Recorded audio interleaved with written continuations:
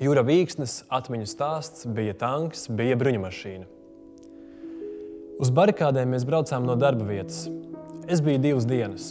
Mūsu dežūras vieta bija pie televīzijas torņa. Bija savas daudzas kravas ar malkas bluķiem, lai cilvēki varētu kurināt ugunskurs un sildīties pie tiem.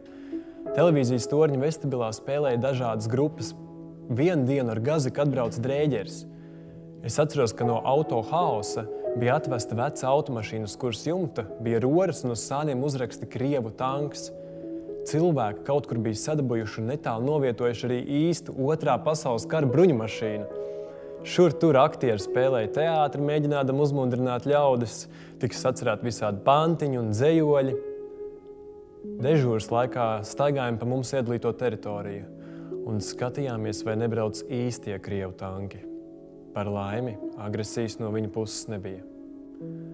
Zvaigžņotajās debesīs spīdēja mēnesis, valdīja īsta romantika, un man pat negribējās mājās braukt.